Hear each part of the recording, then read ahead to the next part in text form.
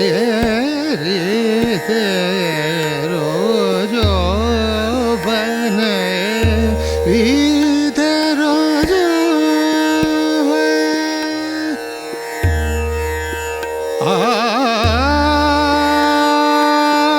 है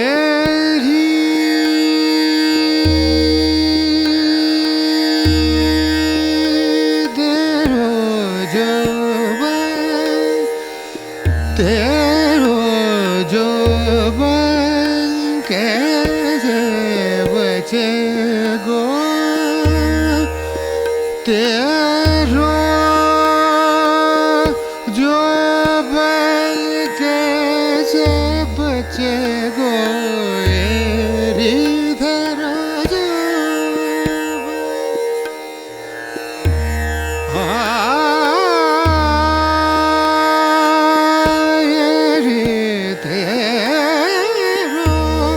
तेरो जो बन कैसे बजे हो तेरो जो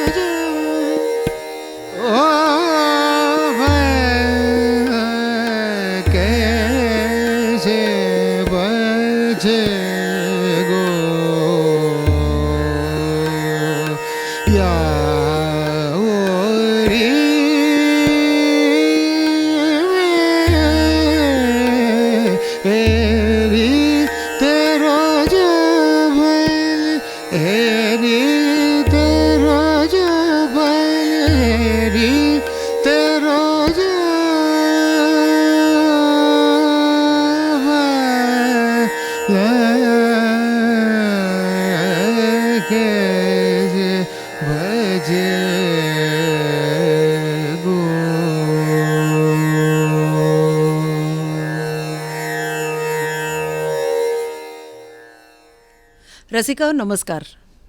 आजच्या म्युझिक कहाण्या ह्या आपल्या आजच्या भागामध्ये तुम्हाला लक्षातच आलं असेल की मी आदित्य खांडवे या गुणी गायकाला आज बोलवलं आहे. खूप खूप आभार की तू आज आलायस इथे आणि इतकी सुंदर सुरुवात केलेली आहेस बंदिशीनी. धन्यवाद. तर त्या बंदिशीच्या बद्दल आधी आम्हाला सांगशील का? हो नक्कीच. ही बंदिश मला पंडित रत्नाकर पै ह्यांच्याकडनं मिळाली आहे. मी साधारण 12-13 वर्षांचा वगैरे असेल तेव्हा म्हणजे माझ्या काही पहिल्या सुरुवातीच्या तालमींच्या दिवसांमध्ये त्यांनी मला ही बंदिश शिकवली होती. आणि म्हणजे असं होतं की त्यांनी मला विचारलं होतं की तुझा नावडता राग कुठला आहे.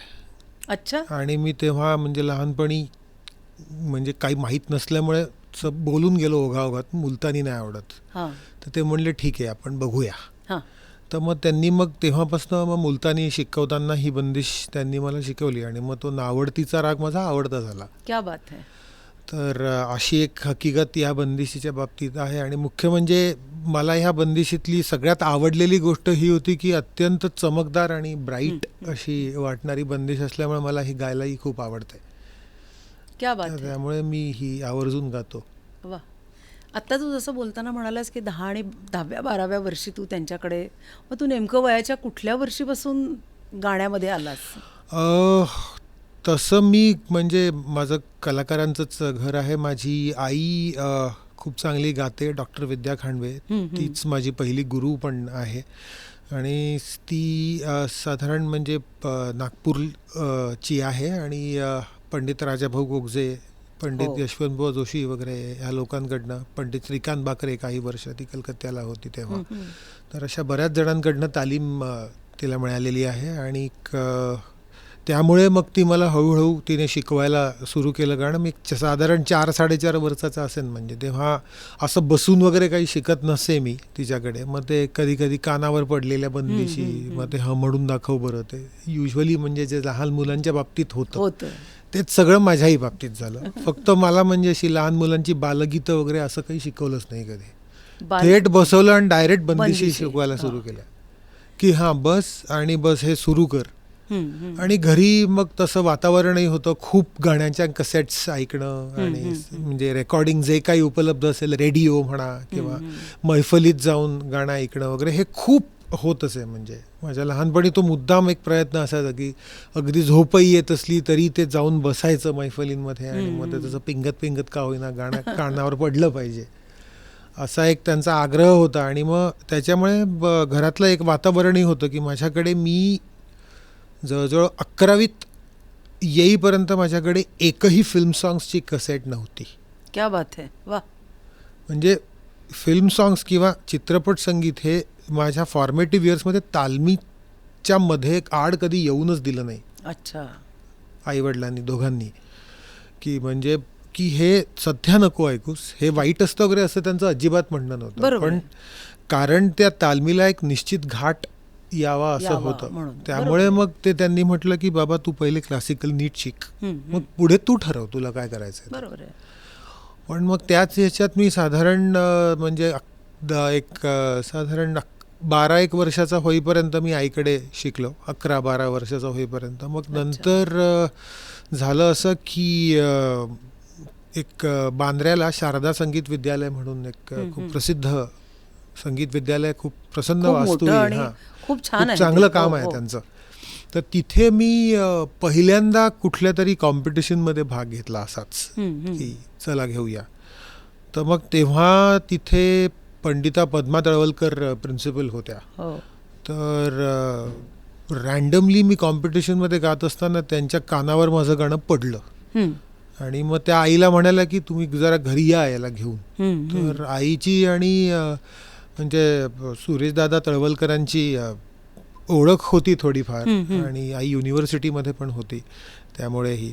आणि त्यांनी मग मला एकदा आई घरी गेली होती त्यांच्या मला घेऊन. मी अगदीच लहान होतो म्हणजे 4वी-5वीत वगैरे असेल. बरं. तर तेव्हा पद्माताई आल्या एकदम म्हणाल्या ह्याच्या गळ्यात बात आहे, ह्याला ऐका म्हणून नक्की. तर मग तेव्हा म्हणजे पंडित सुरेश तळवलकरांनी मला पहिल्यांदा ऐकलं. तर ते म्हणाले की आता ह्याचा गळा बदलेल, तर त्यामुळे एका पुरुष गायकाकडे तुम्ही याला शिकायला पाठवायला पाहिजे, कारण ते स्त्रियांना नाही समजू शकत कसं करायला पाहिजे, काय करायला पाहिजे वगैरे. मग त्यांनी पै गुरुजींकडे माझ्याबद्दल शब्द टाकला आणि मग आम्ही त्यांना भेटायला गेलो सगळे. मग ते एकदम असे माझ्याकडे, आणि त्यांचं वय तेव्हा ऑलरेडी 71 झालेली होती त्यांची. बरं.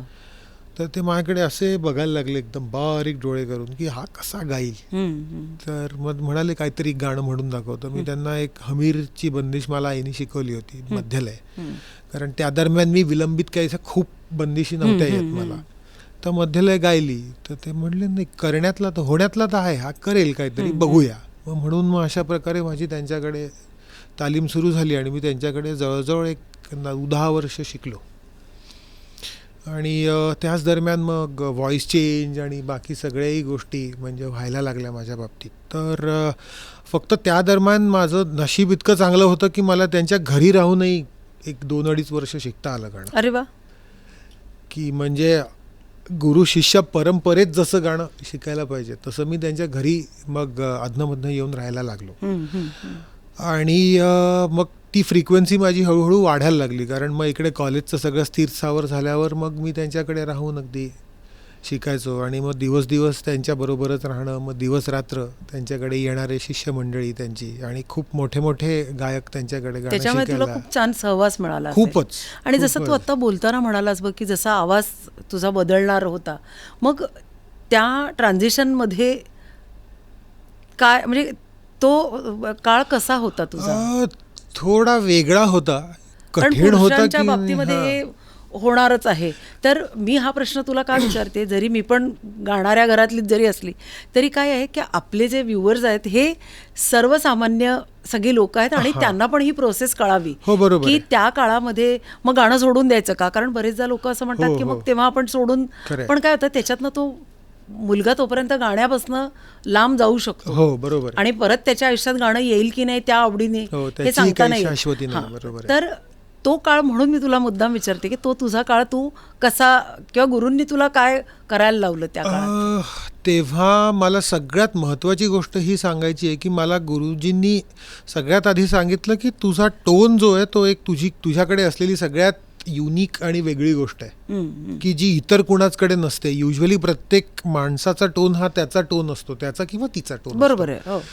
तर त्यामुळे ते म्हणाले की हा टोन तर काही खराब नाही व्हायला पाहिजे. त्यामुळे मग जेव्हा आवाज बदलत असतो तेव्हा खूप जास्त अगदी म्हणजे जबरदस्तीने 1-1 तास, 2-2 तास, 3-3 तास, 4-4 तास तसं बसून त्याला उपयोग नाही. म्हणजे तो गळ्याला ताण पडून गळा जाऊच शकतो त्या हो, दरम्यान. हो. सो त्यामुळे मग अर्धा तास, 20 मिनटं, मग परत थोडा ब्रेक घेऊन मग परत असे मॅक्सिमम मला पलटे करायला लावले त्या दरम्यान. म्हणजे मी ऑलरेडी त्यांच्याकडे काही राग शिकलेलो होतो, ते सगळं बंद करून हा बाबा पलटे म्हण, हे करायचं आहे. तर त्यामुळे पुन्हा एकदा ती सगळी शून्यापासून सुरुवात करावीच लागते. कारण लागते. सगळंच बदलून जातं. म्हणजे एखाद्याचा गळा थोडा पतला असतो, तर माझा म्हणजे खूपच पतला होता. सो तेव्हा म्हणजे ताण वगैरे सहज म्हणता येऊ शकत असे लहानपणी. पण मग तेच जेव्हा मोठं झालो तेव्हा मग तेवढ्याच स्ट्रेंथमध्ये ताण का नुसती हवाच बाहेर येत होती. काहीच कळत नव्हतं म्हणजे की चाललंय काय घडतंय. सो त्यामुळे मग ते म्हणले की आता खरी तुझा कस लागेल एक कलाकार म्हणून. आणि दुसरी गोष्ट त्यांनी हे मला म्हटलं की तू भरपूर गाणं ऐक, सगळीकडे जा, जे गाणं मिळेल ते ऐक. गझल म्हणलं गझल ऐक, ठुमरी म्हणलं ठुमरी सगळे ऐक. forms सगळे फॉर्म्स मी ऐकले. मी फ्युजन पण ऐकलं. अच्छा. अगदी म्हणजे त्या लेव्हलला जाऊन ते म्हणले की तू सगळं ऐक. आणि दुसरी एक महत्त्वाची गोष्ट मला ते म्हणाले की तू फिजिकली जरी गात नसलास तरी तू सुरात राहा. आणि त्याकरता त्यांनी आणखीन एक वेगळी गोष्ट माझ्याबरोबर केलेली की मला त्या दरम्यान तानपुरे मिळवायला शिकवलं होतं त्यांनी. मला असं वाटतं की मॅन्युअल तानपुरा मिळवणं ही एक फार महत्त्वाची गोष्ट आहे. खूपच महत्वाची गुरु किल्ली म्हणजे जी आता हल्ली जरा कमी बघायला मिळते, पण ते फारच महत्त्वाचं आहे असं मला वाटतं. म्हणजे फिजिकली गाणं शिकण्या इतकं महत्त्वाचं आहे असंही मी एक पाऊल पुढे जाऊन म्हणेन. अगदी खरं आहे. की म्हणजे कारण त्याच्याशिवाय तुम्हाला त्या सुरांचा सहवासच होणार नाही. हो. आणि दुसरी महत्त्वाची गोष्ट म्हणजे तंबोरा मिळवत असताना तंबोऱ्यातनं काय ऐकायचं असतं हाही एक म्हणजे कळीचा प्रश्न होऊन बसलाय की तेच माहीत नसतं बऱ्याचदा. तर त्याही गोष्टी माणूस शिकत जातो आणि त्याच्यामुळे खूप म्हणजे माझ्या गोष्टी उलगडत गेल्या हळूहळू की किती फोर्सनी तुमच्या सुराची इंटेन्सिटी किती वाढतीये किंवा कमी होते हे तानपुरा मिळवण्यामुळे मला समजायला लागलं की एक असतो की नुसता तुम्ही एक स्वर लावता, पण त्याची इंटेन्सिटी ठरवते की तुम्ही किती सुरीले आहात किंवा नाही आहात. म्हणजे तर त्याच्याकरता मग त्यांच्याकडे स्त्री पुरुष कलाकार जे कोणी गाणं शिकायला येतील त्यांच्या सगळ्यांचे तंबोरे आधी मिळवून ठेवायचं हे काम होतं. अच्छा. माझं.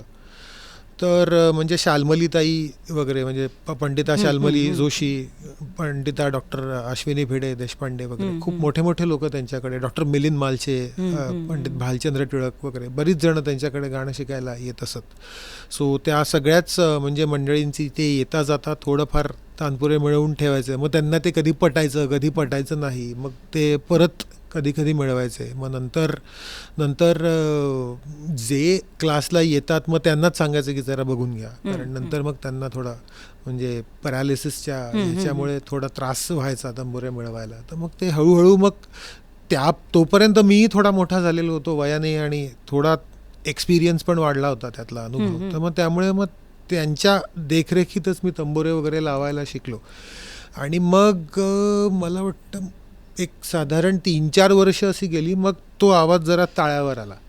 कारण झालं असं होतं की माझा आवाज फुटला तेव्हा माझा स्वर काळीपात सफेद सात वगैरे असा होता आणि मग तो खाली येत येत येत तो इतका खाली आला की ऑलमोस्ट म्हणजे सफेद 2 सफेद 1चा मध्य सप्तकाचा पंचम ते मंद्र सप्तकाचा दैवत एवढीच माझी रेंज होती. दैवतानंतर आवाजच बदलून जायचा एकदम, काहीच कळत नव्हतं. मग तशातच हळूहळू पलटे करत करत करत करत करत करत मग तो एका पर्टिक्युलर स्वरावर सेटल झाला. पण ते सेटल होऊन द्यायला लागतं, ते तुम्ही तुमच्या घाईनी ते नसतं होत, हे पक्क आहे. बरोबर आहे. तर त्या बाबतीत मी खूपच भाग्यवान ठरलो, कारण की त्यांनाही असाच प्रॉब्लेम आला होता त्यांच्या फॉर्मेटिव्ह इयर्समध्ये आणि त्यांच्याही गुरुजींनी त्यांच्याकडनं ते व्यवस्थित काही गोष्टी करवून घेतल्या होत्या की ज्याच्यामुळे तेही परत गाण्यात आले होते. तर त्याच्यामुळे त्यांना ते नीट माहिती होतं की ते काय आणि कसं काम करवून घ्यायचं असतं विद्यार्थ्यांकडनं, की जेणेकरून त्यांचा बदल त्याच्या वयात तो आवाज ते सतत गात राहतील. आणि दुसरी एक गोष्ट त्यांनी मला सांगितलं की त्यांनी म्हणजे थोडेफार ध्रुपद वगैरेच्या अंगाने थोडा रियाज वगैरे सुरू केला होता, की ते म्हटलं की आवाजाला एक घुमार निर्माण व्हावी, कारण वृक्षपणाकडे थोडा आवाज बदलत असताना तो एक असा तो घोगरेपणा जो येतो त्याची ओळखच नसते. बरोबर आहे. की तो कसा वापरायचा किंवा त्याचं करायचं काय नेमकं. सगळे म्हणतात नाही बड़ा बडा बेस आहे, पण त्याचं करायचं काय. नुसतं बेस असूनही काही फायदा नाही, तो इतका जड होऊन जातो नंतर की एक्झॅक्टली. तर त्याचं करायचं काय आणि ते कसं वापरायचं त्याच्याकरता मला वाटतं काही म्हणजे त्यांनी अगदी सांगितलं की तू आईकडनंही काही ध्रुपद शिक, जस्ट बंदिशी शिकून घे आणि त्या म्हण. बरोबर आहे. काही होत नाही, जे काय व्हायचं चांगलंच होईल. बरोबर आहे. ती पण एक विद्याच आहे शेवटी. तर मग त्याच्यामुळे मग तसं हळूहळू करायला लागलो. मग त्याच्यानंतर ध्रुपद ऐकण्याची पण एक गोडी निर्माण झाली. मग कोइन्सिडेंटली मी तेव्हा पुण्यात राहत असल्यामुळे उदय भवाळकरजी वगैरे सारखे लोक गायचे तेव्हा, तर मग त्यांचे पुणे विद्यापीठात वर्कशॉप्स पण होत असत, तर मी तेही अटेंड करायचो. अच्छा. बरेच. तर त्यामुळे त्याही विषयांचा मला खूप फायदा झाला म्हणजे ह्या पर्टिक्युलर पिरियडमध्ये. आणि अशातच मी पहिले आई माझी ग्वाल्हेर घराण्याची तिची तालीम असल्यामुळे ते म्हणले की तुझ्या गळ्यात ग्वाल्हेरच्या काही काही अशा बाबत आहेत की त्यात जाऊन देऊ नको. म्हणून मग त्यांनीच शब्द टाकून पॅरलली मला यशवंतबुवांकडे तू शिकायला गेलास तरी चालेल मला, असं ते मला म्हणाले. तर मग त्यांच्याकडे गाणं शिकायला लागल्यानंतर साधारण 6-7 वर्ष झाल्यानंतर मग मी यशवंतबुवा जोशीजींच्याकडे तालीम घ्यायला सुरू केली. अच्छा. आणि त्यांच्याहीकडे मला एक 5-6 वर्ष तालीम घेण्याचं भाग्य लाभलं. आणि मग पै गुरुजी गेल्यानंतर मग जयपूरची माझी तालीम एकदम थांबून गेली होती, कारण त्यांच्याकडे शेवटच्या त्यांच्या वर्षांमध्ये तालीम होत असताना मला एक कलकत्त्याची स्कॉलरशिप चालू होती. बरं. तर त्यांना मग कळवायला लागलं मला की माझे गुरुच आता हयात नाही आहेत, त्यामुळे तुम्हाला ही स्कॉलरशिप थांबवायला लागेल. तर मग ते तिकडे म्हणजे एक पंडित विजयकुमार किचलू म्हणून एक आग्रा घराण्याचे खूप प्रसिद्ध गायक होते, तर त्यांनी आणि SRAच्या काही गुरूंनी मिळून ती एक हे बनवली होती, म्हणजे एक पॅनल त्यांचं गठन केलं होतं की ते ज्ञानप्रवाह फाउंडेशनच्या मार्फत ते स्कॉलरशिप देत असत तेव्हा. तर सगळ्यांचं म्हणणं पडलं की नॉन परफॉर्मन्सच्यामुळे बंद नाही झाली आहे, तर गुरुच हयात नाही आहेत म्हणून बंद झाली, तर परत सुरू करण्याकरता काही होऊ शकतं का. तर मग तिथे बऱ्याच जणांना विचारण्यात आलं की आता जयपूरकरता कोण, आणि योगायोगाने त्या दरम्यान गानयोगिनी धोंडूताई कुलकर्णींचं तिथे एक लेक्चर आणि त्याच्यानंतर त्यांचं गाणं झालं होतं. बरं. तर तिथे मग त्या सगळ्या पॅनलिस्टचं म्हणणं पडलं की त्यांची तब्येत खूप चांगली आहे आणि त्या शिकवू शकतील, तर आपण त्यांना विचारूया. तर मग पहिले 1-2दा त्यांना विचारलं, त्या म्हणल्या मी काय पुरुष गायकांना शिकवत नाही वगैरे वगैरे. तर म्हणे असं म्हणजे शालेय शिक्षण घेऊन गाणं वगैरे कसं करणार वगैरे असं, कारण तेव्हा माझं बाकीही शिक्षण वगैरे कॉलेजचं चालूच होतं. अच्छा. तर तेव्हा मग एक केशव परांजपे म्हणून एक म्युझिकल म्हणजे अफिसिएनाडो आहेत, सगळ्यांनाच माहिती आहेत, मुंबईतले प्रसिद्ध आहेत अगदी. तर त्यांनी शब्द टाकला माझ्याकरता की बाई तुम्ही फक्त त्या मुलाला ऐका, तुम्ही म्हणाल तसं, नाही तर नाही, होतं हो. मग त्यांनी एक दिवस मग एका गुरुवारी आम्ही त्यांच्याकडे गेलो होतो, मी आणि आई, मला चांगलंच आठवत आहे. म्हणजे मग त्यांच्याकडे त्यांनी गाणं ऐकलं वगैरे, तर मग त्या म्हणाल्या की सगळं ठीक आहे, गातो वगैरे बरा म्हणले, बंदिशी वगैरे पैंनी झकास करून घेतल्या आहेत. हं.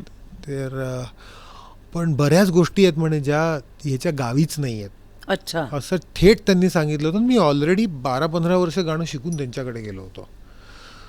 तर मग त्यांनी आईला माझ्या म्हटलं की हा मुलगा शोकाने गाणं करणार आहे की गाण्यात खरंच काही करायची वगैरे इच्छा आहे. हं. तर म्हणल्या नाही बाई, करायची तर इच्छा आहे. हा, मग काही गोष्टींचा अवलंब करायला लागेल. हं, हं. 2 वर्ष पुढे कुठेही तो गाणार नाही. अच्छा. हे सरळ हो, थेट सांगेल. थेट सांगितलं होतं की बरं. 2 वर्ष हा मुलगा कुठेही गाणार नाही. हं. शनिवार रविवार याला सुट्टी मिळणार नाही. ऐगो. मी म्हणेपर्यंत तालीम चालेल. हं. हे सगळं कबूल असेल तर आपण पुढे जाऊया. हं. तर मग आम्ही म्हटलं आता इतक्या मोठा म्हणजे गुरूंकडनं गाणं शिकायला मिळणार होतं. म्हणलं बाई तुम्ही म्हणाल तसं. बरोबर आहे. मग तेच की रोज 3-4 तास त्यांच्याकडे तालीम चालायची. मग कधी कधी असंही व्हायचं की एक फ्रेज घेऊन त्या अशा 2-2, 3-3 आठवडे, कधी कधी 1-1 महिना तेवढंच फ्रेज म्हणायची. आणि मग ते त्यांच्या मनासारखं आलं नाही की त्या म्हणायच्या की जा उद्या परत हेच करूया, अच्छा. असं म्हणून. तर म्हणजे कधी कधी 1-1 फ्रेज, मग आलापीतली एक जागा वगैरे, असं पण त्यांनी असे खूप खूप दिवस करवून घेतले की हे जसं यायला पाहिजे तसं नाहीच येते म्हणून. हं, हं, हं. सो तशा प्रकारे मग त्यांनी तालीम करवून मग आय थिंक जो एक आवाजाला लोच म्हणा, तुम्ही जसं म्हणालात तसं, तो लोच आणण्याचं त्यांनी खूप, मला वाटतं, महत्त्वाचं काम माझ्या बाबतीत झालं झालं तेव्हा. असेल. आणि मग त्या हयात असेपर्यंत मी त्यांच्याकडे शिकलोय. त्यांच्याहीकडे मला 6 वर्ष शिकायला मिळाले. आणि मग त्याच्यानंतर 2018 पासून मी सध्या पंडित उल्हास कशाळकरांकडे तालीम घेतोय. क्या बात है. म्हणजे हा असा एवढा सगळा जर्नी होता आत्तापर्यंतचा. क्या बात आहे.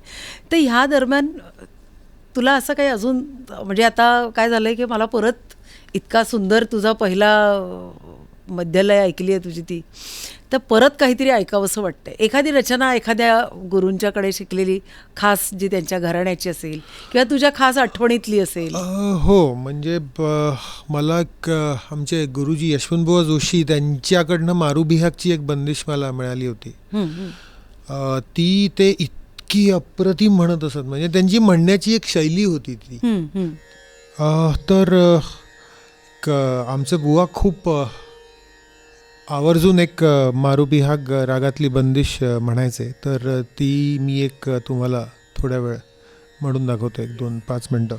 म्हणजे त्यांचा त्या बंदिशीचा असलेला अप्रोच मला खूप आवडायचा, म्हणजे अजूनही आवडतो.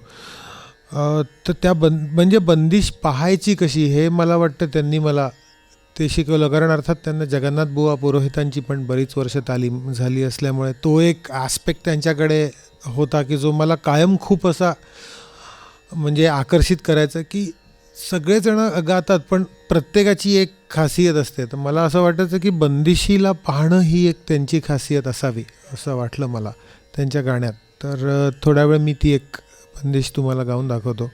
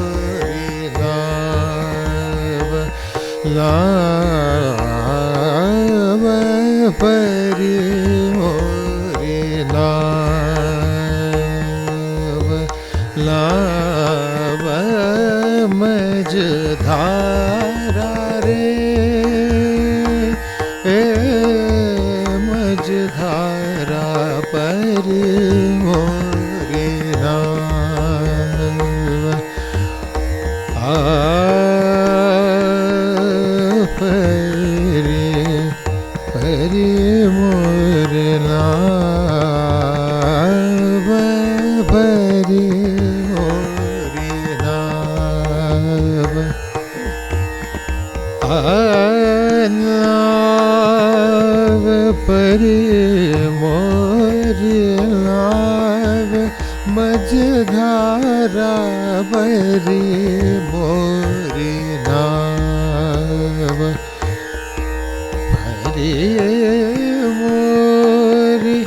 परी मोरी नाव मझधारा रे परी मोरी नाव. आता इथे ना ते म्हणताना परी मोरी नाव मझधारा मझधारा परी मोरी नाव असं सहज म्हणून जायचं.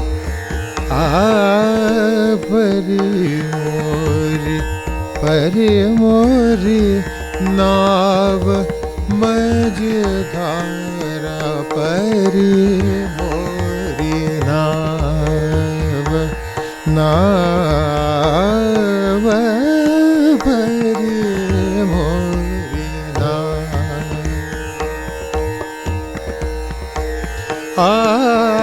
रटला रटत रटला रटत रटत लाव महू मद तू एक बन हारा रे दादा परी मोरी नाव लाव परी मोरी नाव परी मोरी नाव मझधारा रे मझधारा मझधारा परी मोरी नाव. तर असं एक त्यांचा एक अप्रोच असायचा की त्या बंदिशीचं साधारण मूड काय आहे. तर त्यांचं असं एक आग्रह असायचा की साहित्य ही तितकंच महत्त्वाचं असतं बंदिशीत.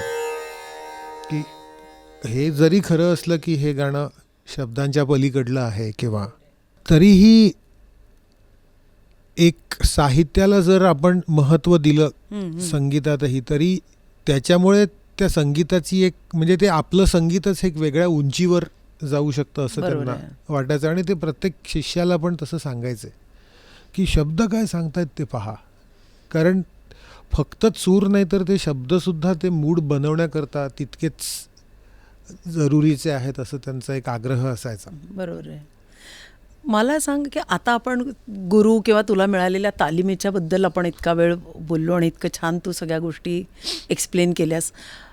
पण आता मला असं विचारायचं आहे की तू स्वतः आत्तापर्यंत पूर्ण भारतात किंवा भारताच्या बाहेर कार्यक्रमांच्यासाठी म्हणजे काय काय तुझा तो जर्नी कसा होता?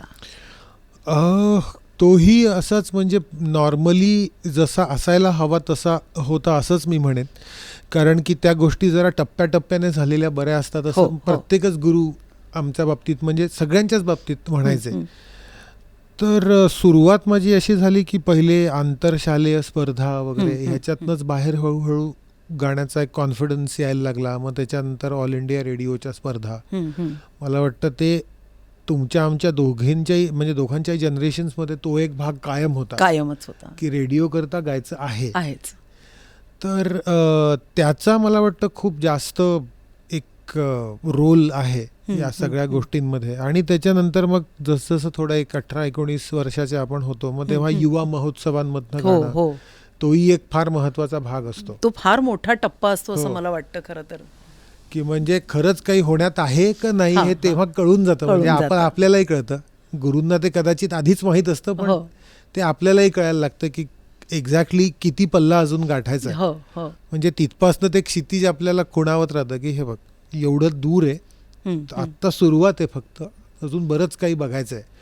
आणि त्या टप्प्यात मला वाटतं गाणं ऐकणं पण मी शिकलो.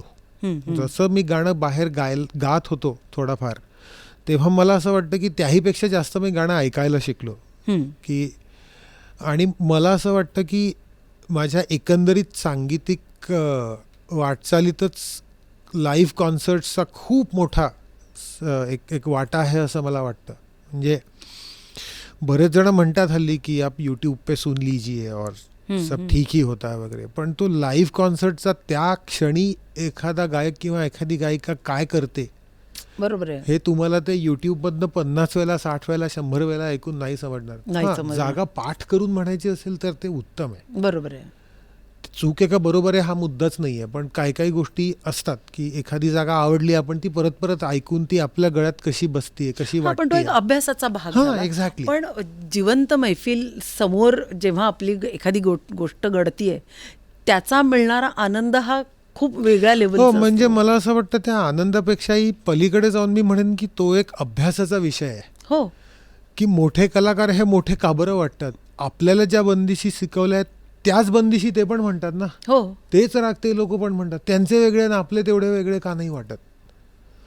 म्हणजे खरंच हा आहे. एक त्यांच्या अप्रोचचा एक भाग आहे. कारण प्रत्येकच जण मला नाही वाटत की तितक्याच तयारीने म्हणतात. म्हणजे आपण जर तयारी हे एक प्रमाण मानलं की बाबा की मोठे गायक हे फार तयार असतात, पण आपण बघतो की असंच काही नाहीये. असे खूप गायक आहेत की जे तयारीशिवाय पण त्यांचा मुद्दा इतका छान मांडतात. म्हणजे मला असं खूप वाटतं की कमीत कमी सुरात जास्तीत जास्त आशय मांडणारे गायक हे मला फार पहिलेपासून आवडते आहेत. म्हणजे की जे खूप 50 गोष्टी आहेत त्यांच्याकडे, पण तो आशयच मांडला जात नाहीये, तर मला वाटतं की ते कुठेतरी काहीतरी चुकतंय. म्हणजे ते माझ्याही बाबतीत पहिले अनेकदा होत असत की I had a problem of choice, पण मग ते मला कुठेतरी त्याच्याशी काउंटर करायला लागलं की प्रॉब्लेम ऑफ चॉईस हे सुरुवातीला ठीक आहे, पण हे असंच आयुष्यभर नाही चालू राहू शकत. बरोबर आहे. कुठेतरी एक काहीतरी निश्चित एक एक म्हणजे तुमची चाल तर दिसली पाहिजे त्या गाण्यातनं. म्हणजे काहीतरी असं त्याला काय म्हणू आपण, एक बेलगाम काहीतरी चाललंय. चाललंय. ते तसं असू नये असं मला, म्हणजे माझ्या साधारण वयाच्या 20च्या आतबाहेरच ते मला वाटायला लागलं होतं की हे साधारण असं असू नये. आणि मग त्या दृष्टीने मला वाटतं मैफलींचा मला उपयोग याच्याकरता झाला की मला माझं गाणं अधिक कॉम्पॅक्ट करता आलं. कारण मला असं वाटतं की एखादे कलाकार मोठे किंवा लहान हे त्यांच्या गाण्याच्या असलेल्या कॉम्पॅक्टनेसमुळे असतात. बरोबर आहे. की जो मला एक सांगीतिक किंवा कलात्मक प्रस्तुतीकरणातला सगळ्यात महत्त्वाचा भाग वाटतो की ती किती कॉम्पॅक्ट आहे. बरोबर आहे. कारण पसरट व्हायला लागली की मग त्याच्यानंतर त्यातला इंटरेस्टही कमी होतो ना. तुम्ही थोड्या वेळामध्ये मुद्द्याचा आणि खूप छान आणि ती पूर्ण मूर्ती किंवा पूर्ण राग कसा उभा करतात. हो ना. आणि हेच मला असं वाटतं की मोठी जे आर्टिस्ट आहेत ते इतके वर्षाचा त्यांचा अभ्यास, अनुभव आणि एक जे असतं ना की मुद्द्याचं हे म्हणजे ही सांगण्याची जी ताकद त्यांच्यामध्ये अनेक वर्षांच्या अभ्यासातनं, त्यांच्या विचारातनं जी तयार होते ना, तेच त्यांचं खूप मोठेपण आहे ना त्याच्यात. अगदी खरं आहे. म्हणजे ह्याच मुद्द्याला पुढे नेऊन इनफॅक्ट पै गुरुजी म्हणायचे की तुझं एका सुरात तुझा पॉइंट पूर्ण व्हायला हवा, तेव्हा मी म्हणेल की हा राग पचवलायस तू. हो. किंवा निदान समजला तरी, हो. पचवला नसला तरी. जसं पु ल देशपांडे पण त्यांच्या एका पुस्तकात त्यांनी एक फार सुंदर वाक्य लिहिलं होतं की म्हणाले प्रत्येक राग जेव्हा मांडायचा आहे तर तेव्हा सा तर सगळ्या रागातला सारखाच आहे ना. हो. पण तरी पण तो गायक, एखादा जो निष्णात गायक आहे, तर तो पहिला षड्ज जेव्हा टाकतो तेव्हाच कळतं की हा काय गाणार आहे. बरोबर आहे. म्हणजे केदार गाणार आहे काय, व्हॉट एव्हर, जो कुठला राग गाणार आहे. तर ते त्यांनी इतकं सुंदर लिहिलंय की तो साच म्हणाले त्या रागाचे कपडे घालून येतो. खरंय. आणि त्याच्यात तुम्हाला पहिल्या साथ टाकण्यातच कळतं, षड्जातच टाकण्यातच त्यांच्या कळतं की आज काय आपल्याला ऐकायला मिळणार आहे. असाच एक मुद्दा माझ्याही बाबतीत झाला होता. मी तळवलकर गुरुजींच्या बरोबर त्या दरम्यान त्यांच्याबरोबर वोकल लहऱ्याची संगत करत असे. हां हां हां. आणि तेव्हा मी रेग्युलरली करत होतो म्हणजे त्यांच्याबरोबर, कारण त्यांचा सहवास मिळणं हे माझ्या दृष्टीने एक खूप माझ्या आयुष्यातला टर्निंग पॉईंट आहे असं मी नक्कीच म्हणेन. कारण त्यांच्याकडनं मला खूप काही शिकायला मिळालं. म्हणजे नुसतंच लयतालाचंच नाही तर एकंदरीत संगीताकडे बघण्याची दृष्टी त्यांनी मला दिली एक वेगळी, की असंही बघितलं जाऊ शकतं तर असंही बघितलं जाऊ शकतं आणि वेगवेगळ्या घराण्यांच्या लोकांचं गाणं कसं अप्रिशिएट केलं जाऊ शकतं हे मला त्यांच्याकडनं खूप शिकायला मिळालं. आणि त्यांनी एकदा भारतीय विद्याभवनमध्ये त्यांचा सकाळचा सोलो होता मला आठवतं, आणि त्याच्यानंतर कायकिणी गुरुजींचं गाणं होतं. तर त्यांनी फक्त गमरेसा म्हटल्यानंतर मला समजलं होतं की हा भैरव नाही रामकली आहे. एका फ्रेजमध्ये त्यांनी अख्खा रामकली उभा करून ठेवून दिला होता सगळ्यांसमोर. क्या बात आहे. तीव्र मध्यम वगैरे काहीच नव्हतं, फक्त गमरेसा एवढंच म्हटलं त्यांनी आणि रामकली उभा राहिला होता. काय ना, म्हणजे ही काय तो जो त्यांचा प्रवास आहे तो 1-2 स्वरांमध्ये समोर उभा राहतो. म्हणजे मी जो कॉम्पॅक्टनेसचा मुद्दा मांडत होतो तो ह्याच्यामुळे माझा म्हणजे अधिक दृढ होत गेला, कारण की मी असेच गायक समोर ऐकले पाहिले की जे अत्यंत कॉम्पॅक्ट गाणं गायचे. म्हणजे त्यांचं कधी चुकूनही पसरलेलं गाणं मी कधीच नाही ऐकलं. कधीच नाही. खरंच आहे. म्हणजे अगदी मी ज्यांचं जास्त गाणं ऐकलं त्या ह्याच्यातले म्हणजे इवन राशिद भाईंचं उदाहरण म्हणजे मी नक्की घेईन, कारण मला वाटतं माझ्या जनरेशनमधले प्रत्येक पुरुष गायक हे उस्ताद राशिद खान जगलेत असं मला वाटतं. खरंच आहे. म्हणजे त्याच्यानंतर पंडित अजय चक्रवर्ती हे पण एक नाव मी नक्की घेईन. त्याच्यानंतर पंडित राजन साजन मिश्रा, म्हणजे माझ्या घराण्या इतर गायक मी म्हणतो की ज्यांचं मी गाणं लाईव्ह ऐकलं. पंडित शौनक अभिषेकी हे पण एक, म्हणजे त्यांचाही प्रचंड प्रभाव माझ्या सांगीतिक प्रवासात होता. की म्हणजे एकंदरीतच अभिषेकी बुवांचं गाणं समजण्या इतपत काही मी मच्युअर्ड नव्हतो म्हणजे तेव्हा, पण हल्ली मला थोडं त्यांना काय म्हणायचं असेल हे त्याचा अभ्यास मी सुरू केला. करू शकतोय आपण. बरोबर आहे. पण शौनक दादा ही एक अशी व्यक्ती आहे की ज्यांच्या थ्रू मी अभिषेकी बुवांच्या गाण्याचा थोडा मागोवा घेण्याचा प्रयत्न केला, कारण की त्यांना आम्ही समोर बघू शकत होतो आणि त्यांचे म्हणजे त्यांच्या काही कार्यक्रमांमध्ये मागे तंबोऱ्याला पण बसायची मला संधी मिळाली. त्यामुळेही त्यांना थोडं अधिक जवळूनही बघता आलं आणि त्यांचंही माझ्यावर म्हणजे खूप प्रेम आहे अगदी, म्हणजे त्यामुळे तोही एक मुद्दा आहेच. त्यानंतर स्त्री कलाकारांमध्ये मला वाटतं मी म्हणजे बुवांकडे जात असतानापासून आशाताई खाडीलकरांना खूप ऐकलं, मालिनीबाईंना खूप ऐकलं आमच्या घराण्यात. त्याच्यानंतर जयपूरमध्ये तर अर्थात अश्विनीताई आमच्या म्हणजे लिव्हिंग आयडल आहेत आमच्या सगळ्याच जनरेशनचा, त्यामुळे त्यांचं खूप गाणं ऐकायला मिळालं. त्याच्यानंतर बेगम परवीन सुलतानाजींनाही भरपूर ऐकायला मिळालं. त्यानंतर मला वाटतं वीणाताई सहस्त्रबुद्धे हे एक नाव मी आवर्जून घेईन. हे तर माझं दैवत. म्हणजे त्यांच्या तानेचा मी इतका फॅन आहे अजूनही की म्हणजे मला ते असं खूप त्यांच्या गाण्यातलं ठळक वैशिष्ट्य वाटतं की इतकी वजनदार तान एका स्त्रीच्या गळ्यातनं निघू शकते. आणि आवाजही केवढा जबरदस्त रे, म्हणजे ऐकणाऱ्या माणसाला आयुष्यात दुसरं काहीतरी आहे हे कळणारच नाही, फक्त आवाज आणि त्याच्याशी तो इतका एकरूप. म्हणजे मला अगदी आठवतं मी ते जोगुरु कृपा करायचे त्यांचे दरबारीचे लगभग पारायण केले असतील कितीतरी, म्हणजे मी त्या नटभैरव वगैरे सगळ्या कॅसेट, तेव्हा त्या कॅसेट यायच्या बघ, पेन्सिली घालून त्याला असं गोल गोल करायचं, कारण त्या सारख्या त्या तुटून जायच्या किंवा वाकड्या व्हायच्या. तर हे सगळे उद्योग केलेले, मग त्याला ती सेलो टेप लावून परत त्याची टेप जोडणे वगैरे ते सगळे प्रकार, हे सगळे उद्योग. पण वीणाताईंचे इतके असंख्य राग की म्हणजे त्या सगळ्या टेपवरती ऐकून म्हणजे पाठ अगदी पारायण अक्षरशः त्याची. खरं. पण तशी मला असं वाटतं गायकी अजरामर करून ठेवली. अगदी. पण बॅक टू परत तुझ्या करिअरकडे आपण येऊया की तू आतापर्यंत कार्यक्रमांच्यासाठी कुठे कुठे फिरला आहेस? बऱ्याच ठिकाणी ऍक्च्युली गेलोय. किंवा भारतामधले असे कुठले तुला असं वाटतं की ह्या संमेलनात मी गायलो आणि मला ती छान आठवण आहे, जसं सवाई गंधर्व जे आपले माइलस्टोन्स आहेत कार्यक्रमांचे? पुण्यात मी म्हणजे बऱ्याचदा गायलोय, पण ऑफ लेट मला अभिषेकी महोत्सवात मागच्या वर्षी मी गायलो होतो. ती मैफिल मला खूप संस्मरणीय ह्याकरता वाटली, कारण त्या मैफिलीला सगळे गाणारे लोक ऐकायला आले होते. हो हो. त्यामुळे तो एक म्हणजे मला माझ्या गुरूंचाच तो एक म्हणजे बहुमान वाटतो. कारण की गाणारे तुमच्या गाण्याला जर येत असतील तर डेफिनेटली त्यांना ऑफर करायला तुमच्याकडे काहीतरी नक्की आहे असं हो, एक हो. समजायला हरकत नाही असं मला वाटतं. त्यानंतर दिल्लीलाही बऱ्याचदा गेलो मी. त्यापैकी विनोद कपूर जी म्हणून एक त्यांच्या घरी मैफली होतात. तर अच्छा. त्यांच्या त्या घरच्या मैफलींचा म्हणजे माहोलच खूप वेगळा असतो. आहा. तर तिथे मला खूप म्हणजे ती एक मैफल माझी अत्यंत संस्मरणीय मैफल ठरली. म्हणजे 3 तास आधी आणि 2.5 तास आधी आणि मग 2.5-3 तास नंतर असं फुल बापरे. फ्लेज्ड 5 तासांचा गाण्याचा कार्यक्रम त्यांच्या क्या घरी बात असतो. आहे. तर ते अगदी तब्येतीने ऐकणारे लोक आहेत. म्हणजे बरं. रात्री 12, 1, 2 वाजेपर्यंत मैफली अगदीच चालतात. म्हणजे जुन्या म्हणजे मी शाळेत असताना जसं स्वरूप मैफलींचं होतं तसंच तसं. त्यांच्या घरी आहे. तर एक तिथे एक म्हणजे संस्मरणीय. त्याच्यानंतर विष्णू दिगंबर पलुसकरांच्या जयंती महोत्सवात मी गायलो होतो. पंडित मधुप मुद्गल आणि गांधर्व महाविद्यालय जी अच्छा. तिथे करतात. तर तीही एक मैफल माझ्या अत्यंत चांगल्या स्मरणात राहिलेल्या मैफलींपैकी एक आहे.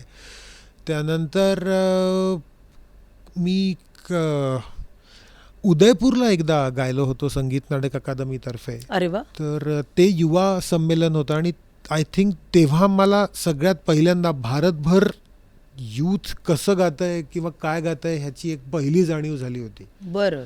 की महाराष्ट्रात एक प्रकारचं गाणं आहे, पण दिल्लीत असं गाणं आहे, मग कलकत्त्यातलं गाणं असं असतं की त्यांच्याकडे जे येतात त्यांचे आवाज गोडच असतात. हो. असं एक साधारण माझं तेव्हा एक म्हणजे बायस होत चालला होता. कारण की तिथे साधारण 3 का 4 माझ्याच वयाच्या आत बाहेर असलेले गायक गायिका आल्या होत्या आणि प्रत्येकाचाच आवाज इतका मधुर की म्हटलं ह्याचं काहीतरी करायला पाहिजे आपल्याला. कारण हे काहीतरी त्यामागे सायन्स असणार आहे हो हो. की एका पर्टिक्युलर रिजनमधनं येणाऱ्या लोकांचेच आवाज आवाज असेच इतके का गोड का हां आहेत? म्हणजे हां. असेच का असतात, किंवा अगदी धारवाड बेळगावकडनं येणारे जे गायक मंडळी असतात त्यांचे असे थोडे चढे हो हो. पण तितकेच कर्णमधुर असे राकट वाटणारे आवाज असतात, पण ते इतके छान वाटतात ऐकायला हो हो. की मला तोही एक अँगल मिळाला की इतक्या लोकांमध्ये आपलं स्थान निर्माण व्हावं असं जर वाटत असेल तर वेगळ्या प्रकारचं काम करावं लागणार आहे. करावं लागेल. तर हा एक I think eye opening experience होता, म्हणून मला ती मैफल माझ्या क्या बात आहे. लक्षात राहिली. त्यानंतर बंगलोरला गेलो. चेन्नईचा एक्सपिरियन्स पण खूप वेगळा होता. अच्छा. कारण माझ्या आधी जवळजवळ तिकडे सगळे फक्त दाक्षिणात्यच म्हणजे कर्नाटिक क्लासिकलचेच सगळे त्यांच्या कृती आणि हे ते आणि त्याच्यानंतर त्यांचे मृदंगम सोलो मग वायलिन वगैरे सगळं झाल्यावर मग शेवटी ते हिंदुस्थानी म्हणून त्यांनी मला बसवलं. आणि तिकडे म्हणजे त्या लोकांना अंदाज असायचा की हिंदुस्थानी साधारण असं असतं, पण तो ऑडियन्स खूप वेगळ्या प्रकारचा होता. हां हां हां. तर त्यामुळे तशा ऑडियन्स समोर गायचा एक वेगळा अनुभव म्हणून मला ती मैफल लक्षात आहे. त्यानंतर बनारसमधल्या बऱ्याच मैफली माझ्या आठवणीत आहेत. म्हणजे संकटमोचन म्युझिक फेस्टिवलमध्ये पण मी तिथे गायलो होतो. खूप गाजलेला 3 वर्ष. हो. फेस्टिवल आहे तो एक. 3 वर्ष लागोपाठ तालयोगी सुरेश तवलकरांच्या बरोबर मी तिथे होतो आणि किसन महाराजजींनी मला ऐकलं होतं तिथे अच्छा. अरे वा. एकदा. त्या 3 वर्षांपैकी आय थिंक त्यांचं शेवटचंच संकटमोचन होतं ते असं मला वाटतं. तर त्यांचा आशीर्वाद घ्यायचा एक म्हणजे लाभ मिळाला असं आपण म्हणूया. कारण इतक्या मोठ्या कलाकाराने आपलं गाणं ऐकून थोडं बरं जरी म्हटलं पण त्यांनी इतकं भरभरून बोललं क्या बात आहे. गाण्याबद्दल, तर मला म्हणजे अगदी भरून पावल्यासारखं झालं होतं म्हणजे तिथे. तर तो एक फेस्टिवल आणि तिथली एक वाईब जी आहे ती मी कधीच विसरू शकत नाही क्या असं बात मला आहे. वाटतं. म्हणजे वाईबच वेगळी आहे तिथली, त्या मंदिरातली म्हणा किंवा त्या मंदिरातल्या पटांगणातली वगैरे. त्याच्यानंतर गंगेच्या तीरी पण मी 1-2दा गायलो होतो. बरं. तर तिथलाही खूप वेगळा एक्सपिरियन्स असतो. त्यांचा एक संगीत पौर्णिमा नावाचा एक फेस्टिवल ते लोक करतात. तर ते म्हणजे पौर्णिमेच्या चंद्रप्रकाशात तुम्ही गाता. अरे वा. बरं बरं. आणि म्हणजे खूप वेगळं आहे हो, आणि खूपच हो. वेगळं आहे. म्हणजे तुम्ही रात्रीचे राग अगदी म्हणजे त्या चंद्रप्रभेत गात असता आणि वा. त्याचा एक येणारा अनुभव खूपच वेगळा असतो. तर तोही एक अनुभव मला खूप युनिक वाटला. म्हणजे तोपर्यंत मी फक्त आर्टिफिशियल हॅलोजन लाईट्सच्या प्रकाशात गायलेलो होतो. आता बरोबर मुंबईत आहे. राहत असल्यामुळे आपल्याला तेच आहे. ऑडिटोरियम मध्येच हो, गायची हो, जास्त हो. सवय असते. सो तिथे ओपन एअर मध्ये गाताना मग कुठलाही नॅचरल लाईट नसताना सुद्धा तो पांढरा शुभ्र चंद्राचा प्रकाश सगळं क्लिअर दिसत होतं.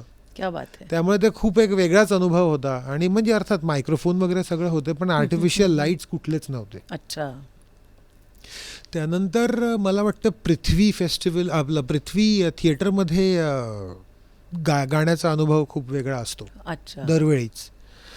कारण मला असं वाटतं की तिथे ते लोक कुठलेच माईक्स आणि कुठलंच इलेक्ट्रॉनिक इन्स्ट्रुमेंट अलाव करत नसल्यामुळे अच्छा. खूप वेगळा अनुभव निर्माण होतो. कारण तिथे तुम्हाला ॲक्च्युली मॅन्युअल तानपुऱ्यांचा मायक्रोटोन्सचा मजा येतो. कारण तुम्ही ती जव्हारी जेव्हा मिळवता आणि जेव्हा ते एकत्र तिथे तानपुरे वाजायला लागतात, तर त्याच्यानंतर जो एक त्याला काय म्हणूया, एक जो लूप तयार होतो राईट नॅचरल, राईट राईट. की ते एक, आणि ते ड्रोन नसतं, तो लूप तयार असतो आणि तो मॅन्युअल इंटरव्हेन्शनमुळे होत असतो. ते इलेक्ट्रॉनिकली त्याच वजनाने सगळं वाजतंय असं नाही होत. वाजतंय तसं नाही होत. बरोबर आहे. तर त्यामुळे त्याच्या मायक्रोटोन्सचा एक तुम्हाला एक आनंद त्या इन्स्ट्रुमेंटचा यायला लागतो आणि त्याच्यामुळे तुमचा जो मूड लागतो तिथे तो फार वेगळ्या प्रकारचा हो, असतो. हो. म्हणजे गातानाही आणि ऐकणाऱ्यांचाही मूड खूप वेगळा असतो तिथे. म्हणजे अधेमध्ये कोणीच डिस्टर्ब करत नसतो. माईक नसूनही सगळ्यात शेवटीही बसलेल्या व्यक्तीला तुमचं गाणं व्यवस्थित ऐकू येत क्या असतं. बात आहे. तर हाही एक मला वाटतं खूप वेगळा अनुभव आहे. आणि मला असं वाटतं Definitely. प्रत्येक आर्टिस्टनी ह्या सगळ्या अनुभवातनं जायला हवं हो, किंवा हो. त्याचा आनंद पण तसाच घ्यायला हवा. अगदी अगदी डेफिनेटली. आणि अगदीच वेगळा अनुभव आला मला जेव्हा मी टॅम्यू म्हणजे टेक्सास A&M युनिव्हर्सिटीमध्ये गायला गेलो होतो एकदा. 2018-19 सालची गोष्ट आहे. बरं. तर तिथे साधारण 200-250 विद्यार्थी हे म्हणजे विदेशी विद्यार्थी होते. त्यातले आय थिंक फक्त ऑर्गनायझर्सपैकी 2-3 प्रोफेसर्स त्यांचे इंडियन होते. डॉक्टर सेनगुप्ता ज्यांनी ती कॉन्सर्ट घडवून आणली होती ते, आणि ते म्हणजे अली अकबर खान साहेबांचे शिष्य वगैरे होते. बरं. अरे वा. म्हणजे खूपच चांगल्या प्रकारची तालीम त्यांना होती. मिळालेली म्हणजे होती. आणि त्यामुळे मग तिथे तशा प्रकारचेही ऐकणारे लोक होते. आणि स्टुडंट्स जे होते तिथले विद्यार्थी सगळे म्हणजे विदेशी फॉरेनर्स असल्यामुळे त्यांच्यासमोर गाण्याचाही एक एक्सपिरियन्स वेगळा होता, की त्यांना मी काय करणार आहे इथपासनं सांगून सवरून मग त्यांना समजावून बरोबर आहे. आपली कला हां, सादर हां, करायची हां. होती. तर तसा अनुभव माझ्याकरता वेगळा होता. कारण मी यापूर्वी कधीच मी काय आणि कसं गाणार आहे हे सांगायची कधीच वेळ आली नव्हती माझ्यावर. हो, बरोबर आहे. कारण आपल्या गाण्यातलं काय अप्रिशिएट करायचं हे आपल्या इकडच्या सगळ्या लोकांना ते माहितीतली गोष्ट आहे. अगदी तिथे म्हणजे ते तुला थोडं एक्सप्लेन करायला लागलं असेल करेक्ट. सगळ्या आणि गोष्टी. स्पेशली युनिव्हर्सिटीच्या परव्ह्यूमध्ये एखादी गोष्ट घडतीये म्हणल्यावर ते थोडंसं त्याला एक फॉर्मॅलिटी यायला लागते. तर यायला लागते. कधी कधी तुमचं गाणं फॉर्मली सांगता यायला हवं हे मला वाटतं त्या एका अनुभवातनं मी शिकलो. बरोबर आहे. कारण तुम्ही म्हणजे अघळपगळ गोष्टी, कथा म्हणजे किस्से वगैरे हे सांगणं एक गोष्ट असते, पण एखाद्याला काहीच बॅकग्राऊंड नसताना फॉर्मली तुम्ही एखादी Exactly. गोष्ट सांगता, हो, हो. तो खूप वेगळा भाग असतो आणि तो फार आवश्यक आहे हल्लीच्या काळात असं मला वाटतं. हो, म्हणजे आपण एखादी इथे बंदिश म्हणतोय तर श्रीकृष्ण हा सगळ्यांना माहितीच आहे, तर त्याच्यामुळे आपल्याला त्या बंदिशीतले भाव फार एक्सप्लेन करायची अगदी. इथे गरज पडत नाही. पण ज्या ठिकाणी ज्या संकल्पनाच माहिती नाही आहेत तर त्या पण आपल्याला तिथे समजावून सांगणं. हो ना. म्हणजे आता माझ्या अगदी जवळचे एक तबलावादक मित्र आहेत, खूप प्रसिद्ध तबलावादकही आहेत म्हणजे. तर त्यांनी मला सांगताना सांगितलं होतं की अरे इथे माहोल असा आहे की तुम्हाला भजनी ठेक्यांचे पण 12-15 क्लासेस करायला लागतात. कारण त्यांना मुळात तो एक त्यांच्या जडणघडण होण्यातला भागच नसतो. बरोबर आहे, आपल्याकडे exactly. भजनी ठेके मला नाही वाटत कुठल्या तबलावादकाला नाही. असे बसवून शिकवले गेले छे, छे, असते. छे, ते ऐकून येणारी गोष्ट आहे. मंदिरात इकडे हो. तिकडे अभंग इतके कानी पडत असतात की आपल्याकडे 8 मात्रात भजनी टेक्यात कशा वाजवायच्या हे कधीच शिकवायची गरज नाही पडली नाही नाही. नाही. किंवा अगदी अभंग सुद्धा असे बसून फारच क्वचित शिकवले गेले असतील की जे खूप कठीण आहेत हो हो. असेच. पण जे असे ओघाओघात जे गायचे अभंग आहेत ते ऐकून कारण ऐकूनच त्यांच्या सगळे शिकले. कानावर त्या गोष्टी पडतच नाहीत, हो. त्याच्यामुळे त्या सगळ्या गोष्टी होतात. सो त्यामुळे ती एक गाण्यात मैफिल- हा म्हणजे मैफलीत इतकी फॉर्मॅलिटी असू शकते हा. ही एक गोष्ट मला तिथे लक्षात आली. त्यामुळे ती मला खूप लक्षात राहिलेली एक क्या बात आहे. मैफल. आणि आदित्य, मला हे इतकं छान वाटलंय की तू प्रत्येक मैफिलीमधनं आपण काय काय शिकत जातो किंवा आपण काय घेत जातो आणि त्याच्याने किती नाही म्हटलं तरी आपलं त्या दृष्टीने गाणं परत समृद्ध होत जातं किंवा सांगण्याची संवाद, शेवटी गाणं आपण काय करतो, संवाद साधतो बरोबर आहे. प्रेक्षकांची किंवा आपल्या रसिकांची. खरंय.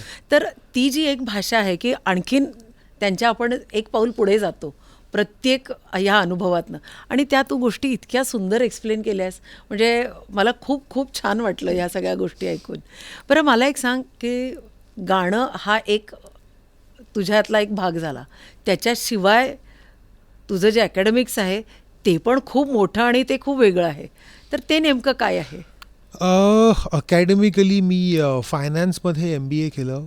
ग्रॅज्युएशन माझं अर्थात कॉमर्समध्ये झाल्यानंतर मग तो एक ऑब्व्हियस चॉईस होता माझ्याकरता. मग त्याच्यानंतर मी इन्व्हेस्टमेंट बँकिंगमध्ये काही वर्ष नोकरी केल्यानंतर मग आता सध्या मी फायनान्स विषयाचा प्रोफेसर आहे. तर गेले एक 10-11 वर्ष मी त्या प्रोफेशनमध्ये आहे. आणि मला असं वाटतं की ह्यामुळे गाण्यात मला खूप डिसिप्लिन राहता आलं असं मला वाटतं. कारण की मला स्वतःला, म्हणजे माझ्या पर्सनॅलिटीच्या बाबतीत एक गोष्ट मला समजून चुकली होती की मी एकच गोष्ट खूप वेळेला जर केली किंवा त्याला आपण कसं म्हणूया, म्हणजे तोचतोपणा येऊ नये म्हणून मला हे करावं लागलं माझ्या बाबतीत. अच्छा.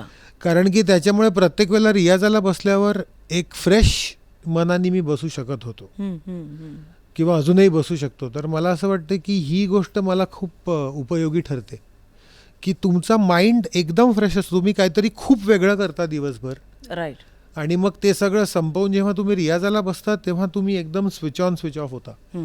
तर त्यामुळे ते स्विचिंग ऑन स्विचिंग ऑफ ते मला खूप महत्त्वाचं वाटतं. कारण त्याच्यामुळे मग तुमच्या एक गाण्यातच इन जनरल मोनॉटनी येऊ नये असं मला वाटतं. म्हणजे त्याच्यामुळे सो माझ्या आयुष्यात ती मोनॉटनी गाण्यात येऊ नये म्हणून मी केलेला एक तो प्रयत्न आहे, आणि तो सो फार सो गुड आहे असं वाटतं मला. म्हणजे अजून तरी मी त्या बाबतीत बऱ्यापैकी यशस्वी आहे असं मला वाटतं. क्या बात है. आणि ह्याच नोटवरती मला असं वाटतं की तू इथे आलास, इतक्या छान गप्पा झाल्या, आणि मला असं वाटतं की ह्याच्यातनं म्युझिक कहाण्या जो आमचा पॉडकास्टचा जो हेतू आहे की तू आर्टिस्ट घडण्याच्या मागच्या ज्या काही स्टोरीज आहेत, ज्या कहाणी आहेत, त्या आपल्याला रसिकांपर्यंत पोहोचवायच्या असतात, आणि त्या तू इतक्या सुंदर पद्धतीने सांगितलेल्या आहेस की त्याच्यातनं नक्कीच किमान एक जण तरी त्याच्यातनं ऊर्जा घेणार आणि त्या दृष्टीने त्यांचा प्रयत्न नक्की होणार. तर त्यासाठी तुला खूप खूप धन्यवाद की तू थँक्यू सो मच. तुझ्या एवढ्या सगळ्या गडबडीच्या ह्याच्यातनं आज खास वेळ काढून आलास. आणि तुमचंही धन्यवाद. म्हणजे तुमच्यामुळे मी आज म्हणजे बऱ्याच गोष्टी बोलू शकलो. कारण अशा प्रकारच्या गप्पा होण्याचा किंवा एक विषय मांडण्याचा योग फार क्वचित येतो हल्ली. म्हणजे खरंच आहे. पण त्या निमित्ताने तो योग आला, त्यामुळे तुमचेही खूप खूप आभार. अरे, आणि या निमित्ताने मला अजून एक गोष्ट सांगायची आहे की बरेचदा आम्हाला असं लोक विचारतात की हे 2 तानपुरे इथे का ठेवले आहेत. तर त्याच्या मागचा आज मला मुद्दाम उद्देश असा सांगायचा आहे की काय असतं, जेव्हा आपण रियाज किंवा कधी पण रियाजाला बसतो तर तेव्हा नॅचरल गोष्ट अशी असते की हे तानपुरे आपण असे बाजूला ठेवले जातात आणि त्याच्यानंतर गप्पांची महफिल रंगते. म्हणजे जेव्हा आपण लहान होतो, रियाजाला बसायचो, तर तेव्हा जी डोळ्यातली स्वप्न असतात की मला हे मांडायचं आहे, व्हॉट एव्हर, प्रत्येकाचा आपापला एक चॉईस असतो, आणि त्या ज्या गप्पा रंगतात आणि त्या रंगण्याचा म्हणून हा एक आम्ही प्रयत्न इथे केला आहे की हे तानपुरे इकडे ठेवलेत आणि आपल्या गप्पा इथे मस्त चालू आहेत. तर या निमित्ताने मी म्हटलं चला रसिकांना पण ही बाजू कळली, आणि तू आलास, इतक्या छान गप्पा झाल्या, तर त्याबद्दल परत एकदा तुझं खूप खूप आभार. आणि माझी खूप इच्छा आहे की या आपल्या, तू हॉल बघितलाच आहेस की इथे साधारण 100 लोक बसून आपण खूप सुंदर मैफिली इथे करू शकतो, आणि त्याच्यासाठी बरीच लोक आपला हा हॉल बुक करत असतात त्यांच्या थीमच्यासाठी. तर इथे आता आम्हाला काही मैफिली आता नेहमी रेग्युलर सुरू करायच्या आहेत, तर त्याच्यासाठी तुला आम्ही परत आमंत्रण देऊ. तर तेव्हा परत तू येशील आणि आपण परत भेटू. So thank you. आणि आदित्यशी इतक्या छान गप्पा झालेल्या आहेत आपल्या, तर तेव्हा रसिकांना मी असं आवाहन करते की जास्तीत जास्त ह्या एपिसोडला तुम्ही लाईक करा, शेअर करा, आणि सगळ्यात महत्त्वाचं सबस्क्राईब करा. तर तेव्हा परत भेटूया एका नवीन कलाकारांच्या बरोबर. Thank you so much. थँक्यू.